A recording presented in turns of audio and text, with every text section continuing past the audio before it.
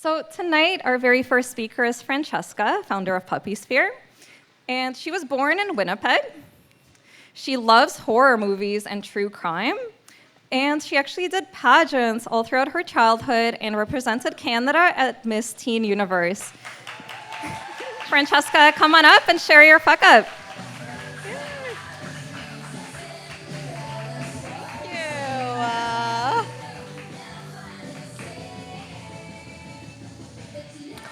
What an experience to be here. I'm amongst a bunch of strangers, my staff. Thank you guys for showing up. My mom, my boyfriend.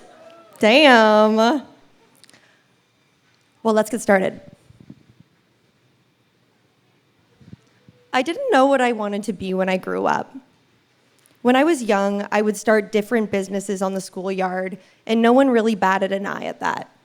But when I mentioned being a doctor or a lawyer, people would shower me in praise. So that hit of dopamine on, I decided to dedicate my life to science and business and really do something impactful, maybe even become a doctor. I went to McGill University. I studied really hard. I spent my summers doing internships in labs, and I even wrote my MCAT. Now, fast forward to 2020.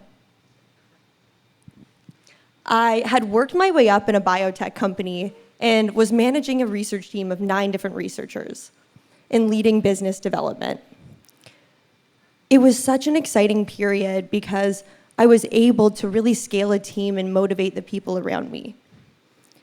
But the universe had a different plan. When COVID hit, our funding fell through. Our lab shut down, and I slowly had to let go of my team members. I went from working 10 hours a day to 10 hours a week. And honestly, it was really awful, especially that I got so much motivation and excitement around my team. But one really interesting thing came from this period. I had a moment during COVID to really deep dive into myself and realize that I don't know if I'm that dedicated to science. I don't know if that motivates me, science and becoming a doctor. But what I really like is building a startup and building a team. I couldn't fathom going to medical school and spending the next 8 to 10 years doing that in residency. So I decided I'm going to do something easy. I'm going to become an entrepreneur. I had just worked the last 3 years of my life as an entrepreneur in this startup, and I really felt like I learned all the tools needed to do anything and become successful. Was it hard? Yes, it was very hard, and you'll see soon.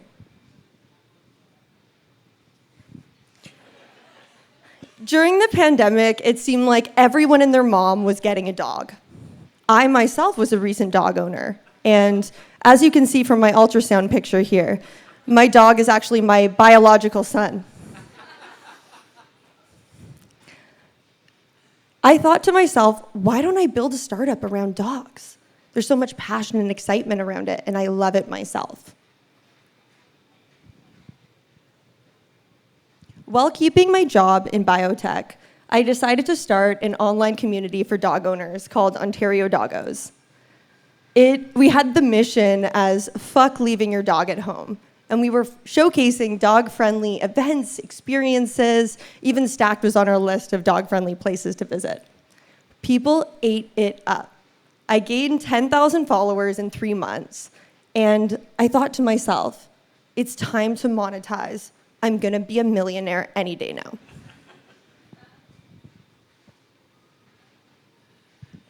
Leading me into my first failed startup, I thought that people would buy whatever the heck I put in front of them.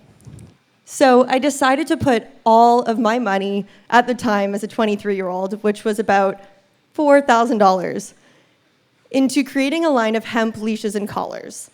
I did the design, I built the website, I found someone to manufacture it. I did everything that felt like an entrepreneur needs to do to be successful.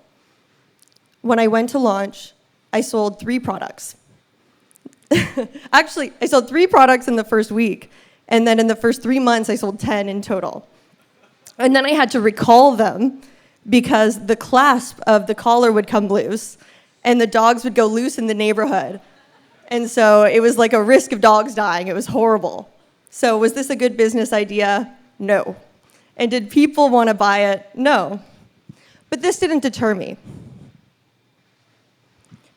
I ended up deciding to deep dive and think about what I can do to be able to quit my 9-to-5 job. And so I saw this girl on Instagram, and she was absolutely crushing it, making these aesthetic dog bandanas and selling them online. She was able to quit her 9-to-5 job, go full-time in this, fund a lavish lifestyle, and even buy her dream house. So naturally, I thought, I'll just do the same thing. So I started sewing away at these dog bandanas. And excitedly, I got more customers. I was selling about one dog bandana every 24 hours. Good stuff. It was not as successful as I thought, but I got really excited. I loved the idea of scaling and building, and so I started ramping up. I probably had like 600 or 700 bandanas waiting in my apartment ready to be sold, but the customers weren't lining up for it. Worst of all, during this period, is that when I finally did the numbers, and keep in mind I am not a financially inclined person, I finally did the numbers like months later, like 6 months later, and I realized that the margins were $1 per $20 bandana. Terrible business.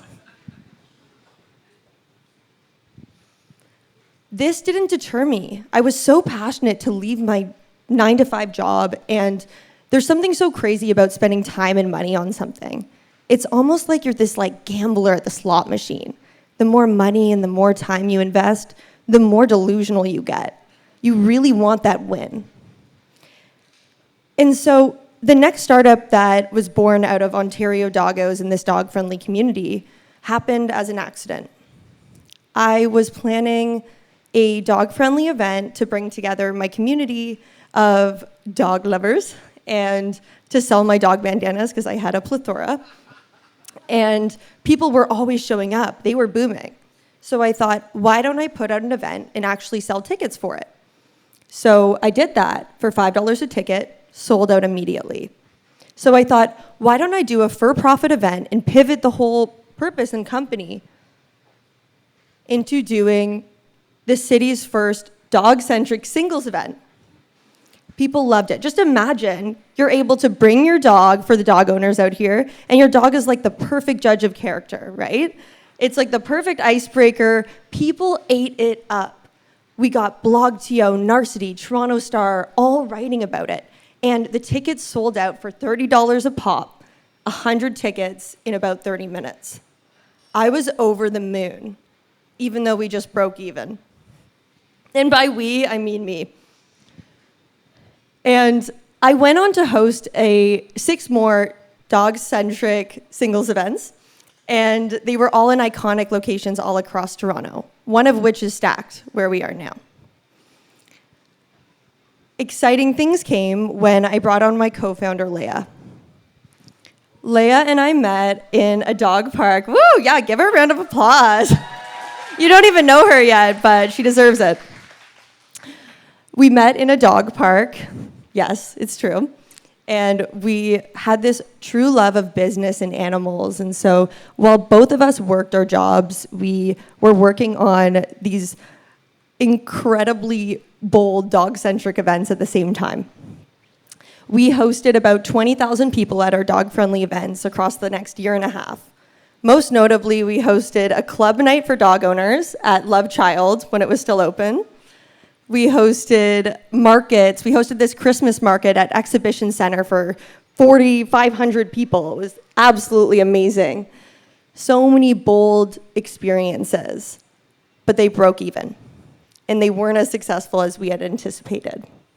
Regardless, we were excited. People were showing up for our events, and so we delusionally thought it was a good idea to get our own event space. We got a space in Queen Street West. It was this gorgeous, gorgeous space. And I think it's just so crazy today that someone allowed us to rent a space. Like, we had no money, and she didn't look at any financials. Like, this landlord was crazy. And Leigh and I could not afford furniture, so we would go on Toronto recycling days and just like scour the streets for different gems and treasures and Value Village and all of that. And I remember bringing my mom to the office. There's my mom there. Give her a round of applause too. So my mom is an interior designer, and I brought her to the office. Bad idea. But I brought her to the office, and I was so proud. I was like, Mom, what do you think? She said, it looks like trash. And I said, it is, proudly.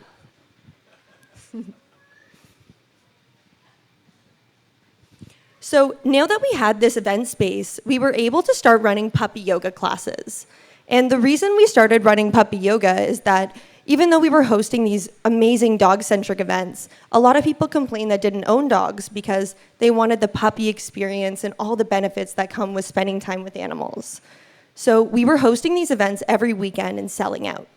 Concurrently, we were planning a plethora of dog-centric events.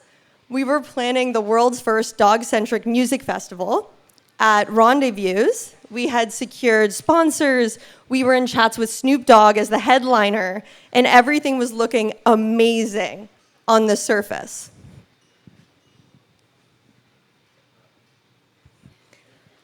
But to be completely honest, even though we were getting all that notoriety, press, and excitement, our social media was growing, and we had customers lining up.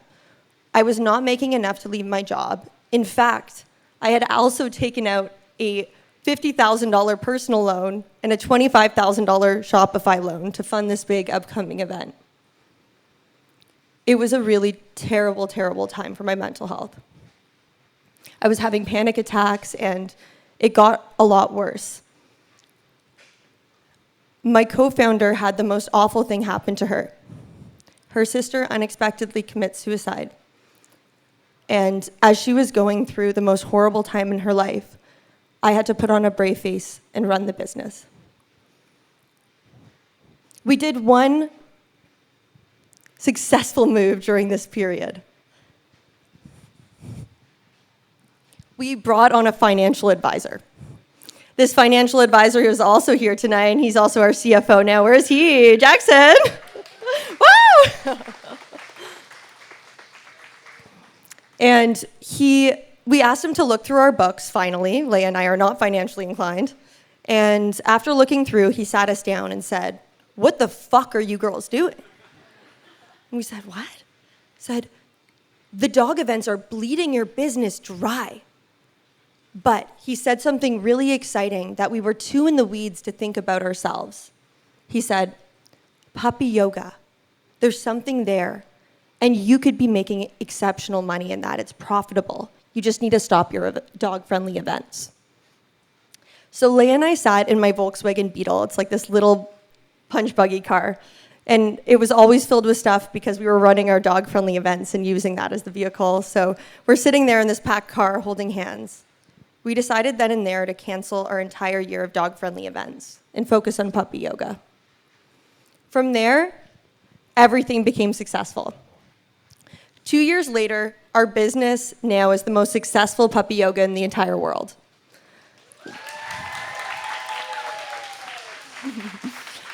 We have 130 staff. We have studios across Toronto, New York, Miami, Chicago, and Houston, and are scaling across Canada and the US this year. Our company has moved on from local partnerships, and now we've acquired deals with Google, Netflix, TikTok, you name it, even the NBA. I started off my journey as an entrepreneur who was just a kid. And I ended off as an entrepreneur who was an adult. I needed these ups and downs to allow me to pivot and understand and be able to take on the startup that I have today. Now I just feel so joyous that I'm able to do exactly what I'm put on this earth to do. And that's to scale a company and grow an incredible team. Thank you so much.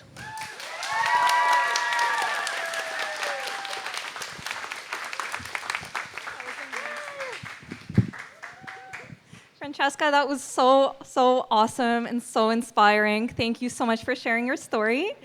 So we're gonna open it up to some Q&A now.